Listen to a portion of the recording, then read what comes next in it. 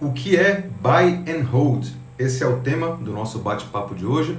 Eu sou o Danilo Gato e aqui no Finanças em Desenho eu ensino a investir por conta própria sem depender de terceiros.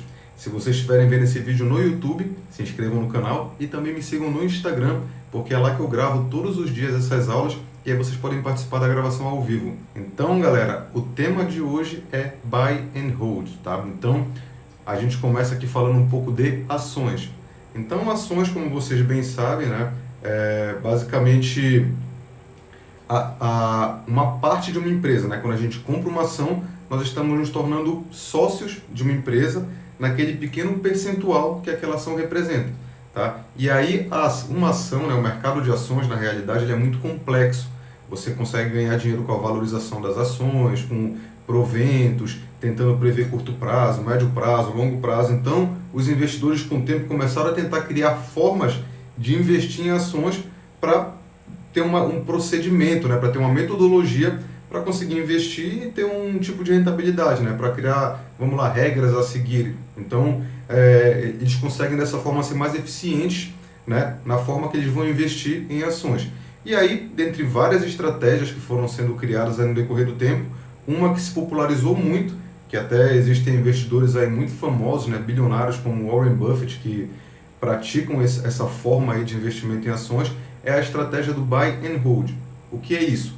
A sigla, basicamente, traduzindo aí numa tradução livre, literal, basicamente comprar e manter. Então, a ideia do Buy and Hold é você procurar empresas sólidas, empresas lucrativas, empresas consistentes ali nos seus resultados, e investir nessas empresas, comprar ações delas, para você segurar a longo prazo e ganhar dinheiro tanto com os proventos que essa empresa vai pagar, que podem ser lá os dividendos, juros sobre capital próprio, dentre outros, quanto com a valorização, porque boas empresas tendem a crescer cada vez mais, tendem a se valorizar cada vez mais, e no futuro a gente vai ter um patrimônio crescente, né? Um patrimônio em ações relativamente alto, que além dos proventos, a gente também pode vender, se quiser, lá no futuro, parte do patrimônio para pagar ali os nossos gastos ali quando a gente estiver aposentado ou em um momento de usufruto, tá?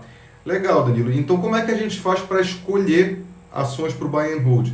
Então, a gente entra um pouco nessa questão de análise de ações, né?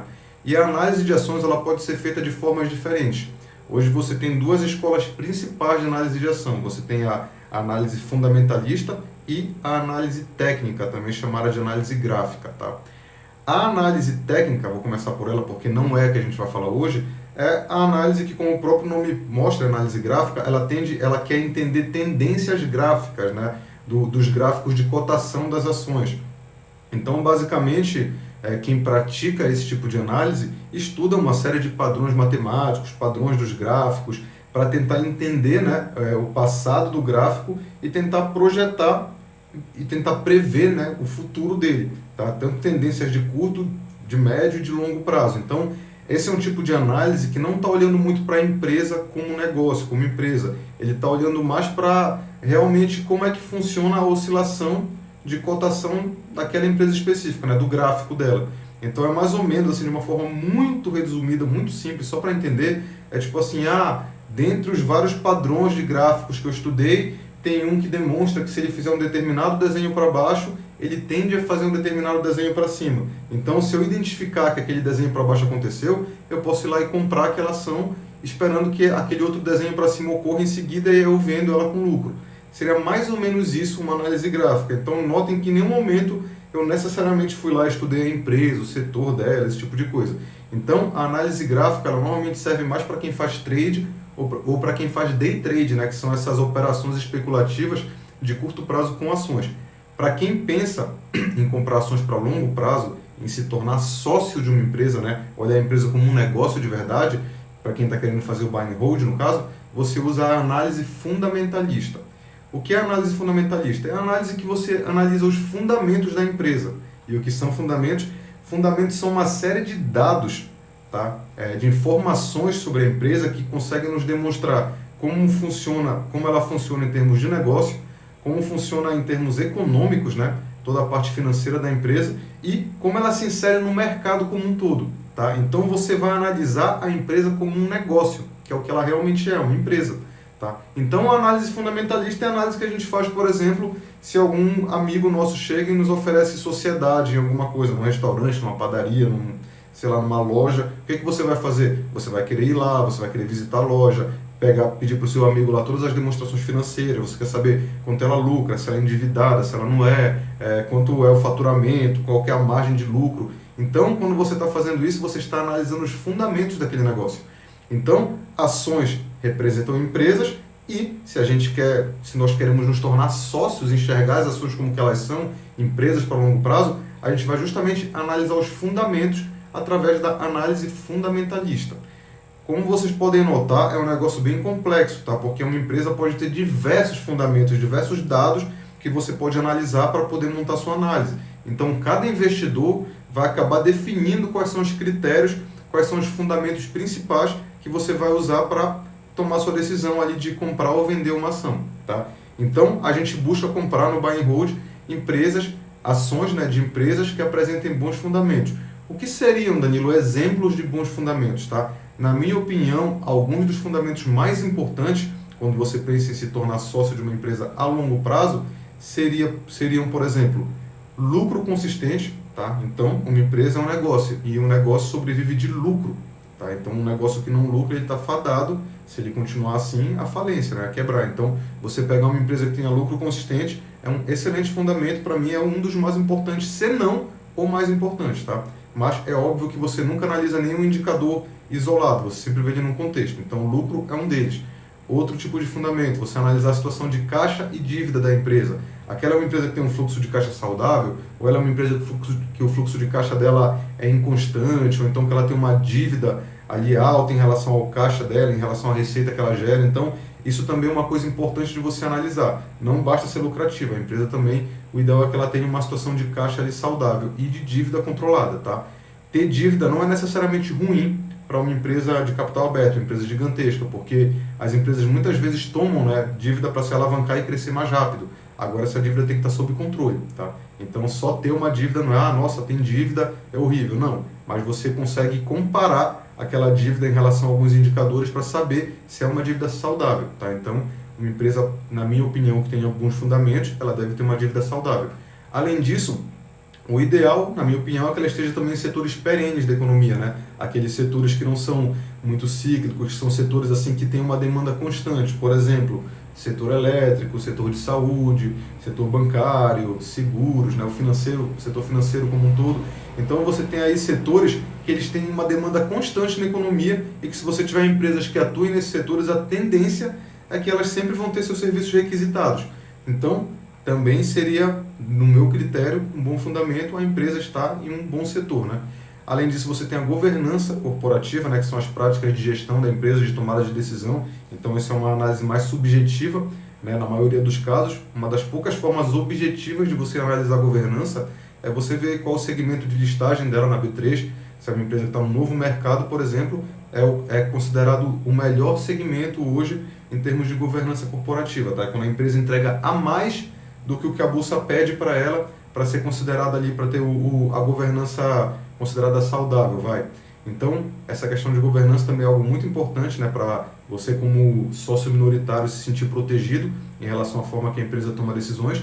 E um outro indicador aí fundamentalista, que na minha opinião é interessante, é um pouco mais subjetivo também, é a posição da empresa no mercado. Ela é líder de mercado, ela não é líder, ela está ali no final, ela não tem muito market share. Isso também é importante, porque empresas mais consolidadas, elas tendem a ter mais força e tendem a se manter em boas posições a longo prazo também. Então, para quem está fazendo uma estratégia de buy and hold, que está analisando empresas com bons fundamentos, isso é algo desejável, né? Se você pode ter a líder do setor, porque necessariamente você vai ter a que está lá em último, a não ser que seja uma estratégia, né? Aí não necessariamente, aí você já começa a escapar um pouco do escopo do buy and hold e você está começando a ficar um pouco mais especulativo. Você começa a apostar numa empresa pequena que você acha que vai crescer muito, tá? Enquanto que o buy and hold, assim, tende mais a você buscar bons negócios, que já são bons negócios, não que tenha a perspectiva de virar um bom negócio no futuro, tá?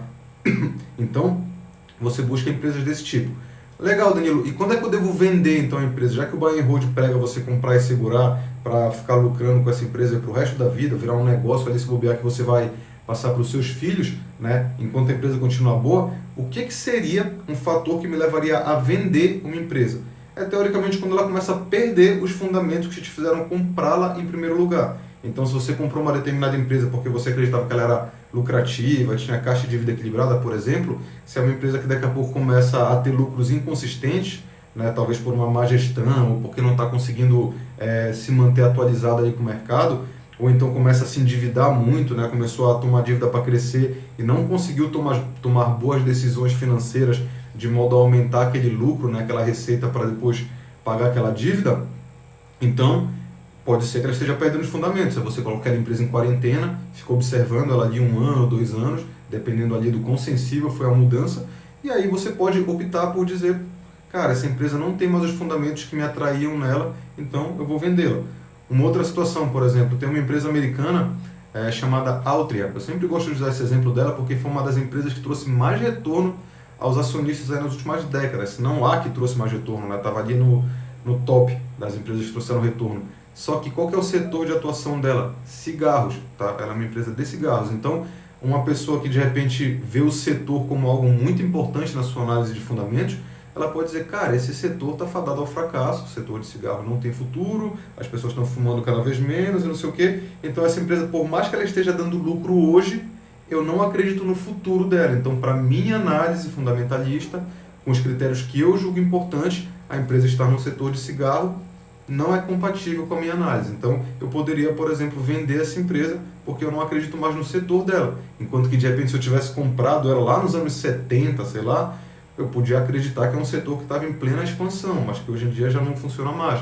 Então, é mais ou menos isso, tá? O buy and hold é esse tipo de estratégia com ações no qual nós enxergamos as ações como empresas, que é o que elas são de verdade, né? Ações são partes de empresas. Então, você analisa o negócio, você analisa o faturamento, o lucro, o setor, o caixa, a dívida, qual o espaço que aquele negócio tem para crescer ainda, como aquela empresa está posicionada. Então, você olha como um empresário realmente. Então, essa que é a ideia do buy and hold. E você vai vender a empresa quando ela deixa de ter aqueles fundamentos, né? Que você faz análise fundamentalista, como eu falei para vocês, quando ela deixa de ter aqueles fundamentos que te atraíram, tá? Então, essa tende a ser a estratégia mais usada pela maioria dos investidores, porque é uma estratégia de longo prazo. Se vocês assistiram minhas outras lives, outros conteúdos, vocês já me viram falando que volatilidade de ações, né, essa oscilação de preço, no curto prazo ela é muito imprevisível, você não consegue ter certeza, qualquer coisa pode fazer o preço das ações oscilarem. Agora, a longo prazo, ela tende a seguir o lucro. E qual é uma empresa que tende a ter lucro a longo prazo? É uma empresa com bons fundamentos, uma empresa que já era lucrativa, que tinha caixa de dívida saudável, que estava num bom setor, que tem boa governança. Então, se o preço tende a seguir o lucro e você compra uma empresa com ótimos fundamentos, na teoria você está colocando as probabilidades a seu favor. E se você vai lá e monta uma carteira diversificada com várias dessas empresas, a probabilidade é que todas elas, ou a gigantesca maioria delas, se mantenha crescendo, se mantenha pagando cada vez mais dividendos para os acionistas, né, que os dividendos nada mais são do que parte do lucro que a empresa distribui para os acionistas, e continua investindo nela mesma e crescendo cada vez mais.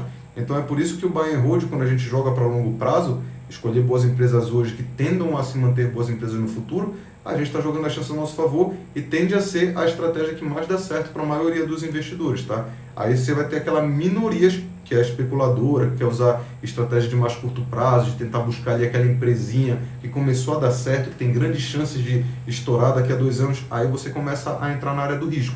Quanto menor o prazo que você quer ter resultado com ações, mais risco você está correndo, tá? Então, já não é o escopo do que a gente está falando aqui hoje.